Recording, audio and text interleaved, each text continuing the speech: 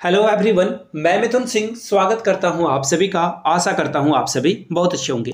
JSSC के द्वारा देखिए एक नई वैकेंसी आई है, नई कलर वाली वैकेंसी। एक्चुअली ये नई वैकेंसी बोलूंगा तो थोड़ा सा कंट्रोवर्शियल हो सकता है, क्योंकि इसका फॉर्म देखिए आगे यानी कि लगभग आप समझ लो कि सितंबर अक्टूबर में ये फिल होने वाला था, लेकिन अब इसकी जो है फॉर्म भरने की डेट को पहले कर दिया गया है। ऐसा क्यों? आपको भी पता है कि झारखंड में विधानसभा के चुनाव होने वाले हैं, तो ऐसे में विधानसभा के इलेक्शन से ठीक पहले सरकार चाहती है कि जितना ज़्यादा से ज़्यादा जो है वैकेंसी को जनरेट किया जाए, अप्लाई किया जाए और उनको नियुक्ति पत्र देकर के जो है वोट बैंक तैयार किया जाए। मुझे नहीं लगता कि झारखंड के लोग इनके झांसे में आने वाले हैं, क्योंकि 5 साल इन्होंने जो है जनता का बहुत बड़ा काटा है, पहली बात। दूसरी बात, इन्होंने जो है कभी भी बेरोजगारों को ये जो बेरोजगारी भत्ता देने की बात करी थी, दिया क्या? नहीं दिया।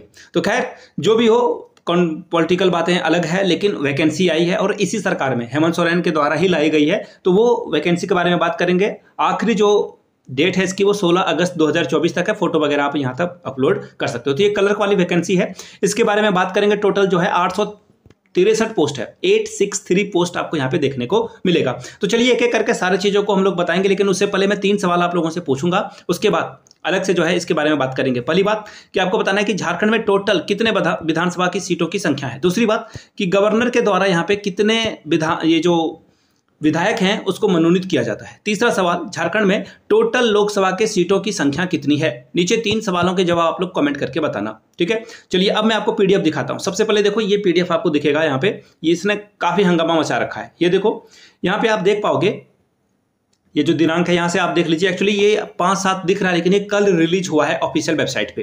क्या बताया गया है यहाँ से देख लीजिए। ये पूर्व निर्धारित कार्यक्रम था, अब जो है इसकी तिथि को संशोधित किया गया है।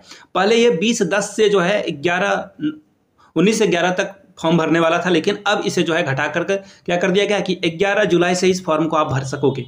11 जुलाई से आप अप्लाई कर लीजिए और 10 अगस्त तक आप अप्लाई कर सकते हो। देखिए कुछ और भी है इसमें, और बातें भी है, आगे देख लीजिए। आप जो है एग्जाम फी जो है 13 अगस्त तक दे सकते हो। यहाँ से देख लीजिए 13/8/2024 तक, और 16 अगस्त तक जो भी एडिट वगैरह है वो आप यहाँ ये जो प्रिंट आउट जो है वो आप ले सकते हो। और 18 से 20 को आपको जो है कोई भी अगर एरर आ जाता है तो आप उसे एडिट कर सकते हो। तो ये पीडीएफ था नॉर्मलाइजेशन, ये नॉर्मल पीडीएफ था। अब मैं आपको जो है जो ब्राउचर है, या फिर आप जिसे बोलो कि नोटिफिकेशन है, बड़ा वाला नोटिफिकेशन जो पहले आया था, वो मैं आपके साथ जो है साझा कर देता हूं। एग्जाम फीस 100 रुपये है। अगर आप SC/ST कैटेगरी से बिलोंग करते हो तो 50 रुपये में ये फॉर्म को आप भर सकते हो, लेकिन अगर आप अदर स्टेट वाले SC/ST हो तो आप इस फॉर्म को 50 रुपये में नहीं भर पाओगे, आपको 100 रुपये देना होगा। यहाँ तक क्लियर है? और हाँ, एक और बात, अदर स्टेट वाले इस फॉर्म को भर सकते हैं। अदर स्टेट वाले भी इस फॉर्म को भर सकते हैं। झारखंड में 60-40 है, यानी कि जो जनरल वाली सीटें हैं वो आप सभी के लिए ओपन है। अब बोलोगे कि झारखंडी होकर मैं ऐसा क्यों बोल रहा हूँ? जो चीज़ें हैं एज इट इज़ वो मैं आपको बता रहा हूँ। आगे देखिए, यहाँ से देख लीजिए पदों का विवरण है, कौन कौन से पोस्ट के लिए कितनी कितनी वैकेंसीज है, यहाँ से आप देख पाओगे। ये देखो आप लिपिक की, क्लर्क की जो वैकेंसीज है यहाँ से आप देख पाओगे, तो टोटल 96 वैकेंसी है। महिला के लिए 5 सीट जो है रिजर्व रखी गई है, और खेलकूद कोटा से 2, एक जो है अंधापन वगैरह से है। तो यहाँ से आप इन चीज़ों को देख पाओगे।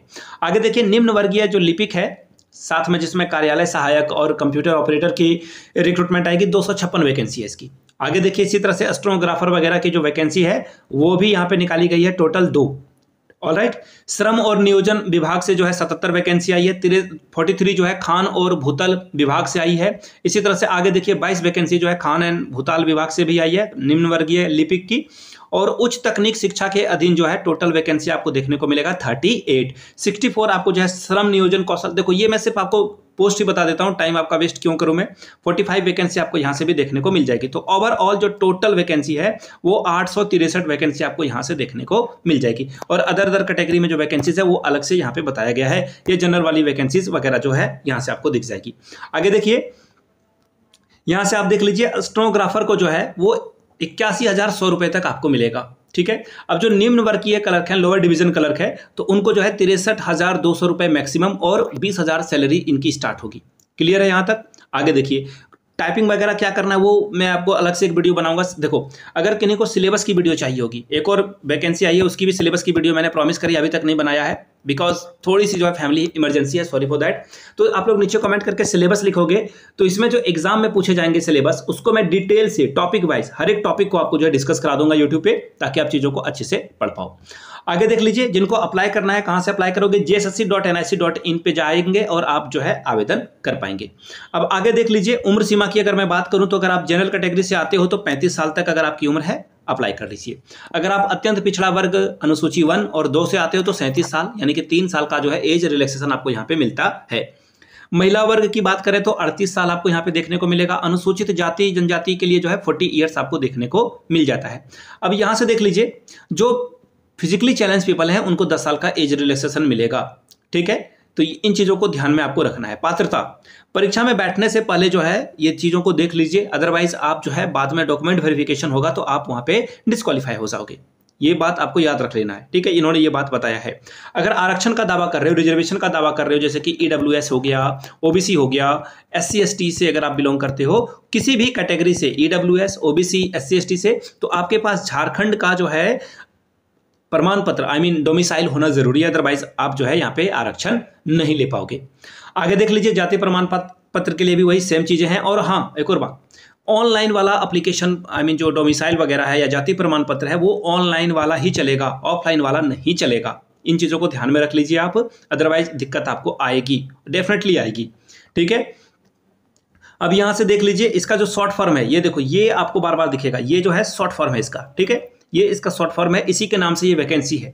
जब भी कोई रिजल्ट या फिर कोई भी किसी तरह की इंफॉर्मेशन आती है तो इसी नेम से जो है आपको देखने को मिलेगा।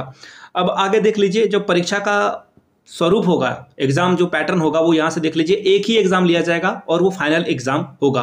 3 अंक आपको मिलेंगे, अगर आप सही करते हो तो 3 अंक आपको मिलेगा, अगर आप कोई क्वेश्चन को गलत करते हो तो 1 अंक आपका जो है काट लिया जाएगा, ठीक है। सबसे पहले देख लीजिए 3 पेपर, कितने पेपर में वो बाद में डिस्कस करूंगा, यहाँ से देख लो। चलो डिस्कस कर लेते हैं। 3 अलग अलग पेपर होंगे, 3 अलग अलग पालियों में इसका एग्जाम लिया जाएगा। प्रत्येक पेपर जो है 2 घंटे का होगा, यानी कि 6 घंटे आपको एग्जाम देना होगा, ठीक है। अब 6 घंटे का मतलब ये नहीं कि 6 घंटे आपको पहले भी पहुंचना होता है तो आपका पूरा दिन इसमें जाएगा। पहला पेपर देखिए क्या है, पहला पेपर है 120 प्रश्न के लिए 2 घंटे का वक्त मिलेगा। हिंदी और इंग्लिश जो है 60-60 नंबर के पूछे जाएंगे और ये क्वालिफाइंग नेचर का होगा। अगर आप 120 में 30% ले आते हो तो आपका काम बन जाएगा, आपका काम बन जाएगा। यानी कि आपको जो है 120 में सिर्फ 36 नंबर लाना है, और उसके बाद अधिक ला रहे हो तो कोई फायदा नहीं, कम ला रहे हो तो नुकसान है, अधिक लाने से कोई फायदा होने वाला है नहीं। पेपर 2 में आप कौन कौन से सब्जेक्ट को चुन सकते हो, हिंदी है, इंग्लिश है, उर्दू है, संथाली है, बंगला है, मुंडारी है, हो है, खड़िया है। तो इस तरह के अलग अलग जो है यहाँ पे खोट्ठा भी है, नागपुरी भी है, पंचपरगनिया, उड़िया, संस्कृत में से कोई एक भाषा रख सकते हो, और ये 100 नंबरों का होगा और ये 4 प्रश्न पूछे जाएंगे और मिनिमम 30% अंक लाना अनिवार्य है। लेकिन यहाँ पे ये मेरिट में जुड़ेगा, तो सिंस आप अगर 50 ला रहे हो, 100 ला रहे हो तो भी 100 ला रहे हो तो ऑब्वियस सी बात है कि आप मेरिट में आ जाओगे, डेफिनेटली आ जाओगे। लेकिन अगर आप 80 भी ला रहे हो और कोई 85 ला रहा है तो यहाँ पे वो आगे बढ़ जाएगा।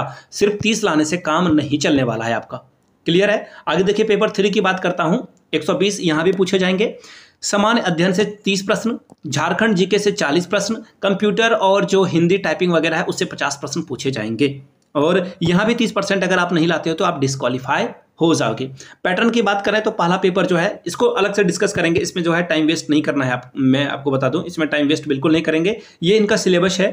तो जो भी आपका, देखो एक और बात है, पेपर 2 का जो सिलेबस है वो मैं आपको अलग से डिस्कस कराऊंगा, जिनका जो पेपर 2 होने वाला है। जिससे सपोज कर लो किसी का खोट्ठा होने वाला है तो जो खोट्ठा लेगा उसके लिए सिलेबस अलग रहेगा, जो बंगला लेगा उसके लिए सिलेबस अलग होगा। तो जो भी आपका सब्जेक्ट है, डू कमेंट, नीचे कमेंट करके पेपर 2 लिखोगे आप। देखो क्या लिखना है आपको, पेपर 2। अगर आपका खोट्ठा है तो आप खोट्ठा लिख दोगे, तो इसके लिए अलग से वीडियो बनेगी। अगर आपका पेपर 2 में हिंदी आप रख रहे हो तो हिंदी लिख दोगे, तो हिंदी के लिए अलग से मैं वीडियो आपके लिए ले आऊंगा। सिलेबस की एक अलग से वीडियो आएगी, लेकिन कॉमन पेपर 1 और 3 की बात करेंगे। देखो यहाँ पे इन्होंने बता रखा है, जीके करंट अफेयर्स बहुत बड़ा सिलेबस है, इसलिए मैं वीडियो अभी जो है अलग से वीडियो उसके लिए मैं बनाऊंगा। अब यहाँ से देख लीजिए, ओवरऑल जो मेगा सूची बनेगी 40% अंक आपको एनी हाउ लाना है। पेपर 2 और पेपर 3 को मिलाकर एनी हाउ जो है आपका स्कोर 40% होना चाहिए। पेपर 2 में बताया गया था 30% मिनिमम, यहाँ भी बताया गया था 30%, और दोनों को मिलाकर 40% अगर अंक नहीं आता है तो आप डिस्क्वालीफाई हो जाओगे। EWS जनरल या फिर UR बोलो आप वो। आगे देख लीजिए, अनुसूचित जाति, अनुसूचित जनजाति और महिला के लिए 32% अंक लाना अनिवार्य है। अत्यंत पिछड़ा वर्ग के लिए 34%, पिछड़ा वर्ग अनुसूचित 2 के लिए 36.5, आदिम जनजाति के लिए 30% अंक लाना अनिवार्य है। उसके बाद देखिए नियुक्ति वगैरह जो है ये बता दिया गया है कि नियुक्ति वगैरह की जाएगी, तो इस पे ध्यान रखना है। कोई भी अगर आपको दिक्कत हो तो इन चीज़ों को ध्यान में रख लीजिए। फर्जी प्रमाण पत्र वगैरह नहीं लेकर जाना, ये इन्होंने यहाँ पे जो भी इंफॉर्मेशन है वो यहाँ पे इन्होंने दे रखी है। ठीक है, तो ये बातें थी। अब देखो ये फॉर्मेट वगैरह है जिनको भी आवासीय प्रमाण पत्र वगैरह बनाना है उसके लिए। ठीक है, तो ये वैकेंसी थी झारखंड कर्मचारी चयन आयोग के द्वारा, ये रेगुलर वैकेंसी है। ठीक है, इसका short form JISCKHTCCE 2023 regular vacancy है। एक्चुअली अब ये 2024 के नाम से नहीं जाना जाएगा, 23 के नाम से ही जाना जाएगा, क्योंकि ये 23 में ही नोटिफिकेशन आया था। फॉर्म भरने की डेट को पहले कर दिया गया है। वीडियो यहाँ तक देख लिया तो जय हिंद एक बार जरूर लिखिएगा, और ये वीडियो आप कहाँ से देख रहे हो वो नीचे कमेंट करके जरूर बताइएगा। ये वीडियो मैं आप लोगों के लिए देवघर झारखंड से बना रहा था। इस वीडियो को आप कहाँ से वॉच कर रहे थे नीचे कमेंट करके जरूर बताइएगा। आगे जो है मिलते हैं किसी और वीडियो में किसी नई इन्फॉर्मेशन के साथ, तब तक के लिए धन्यवाद।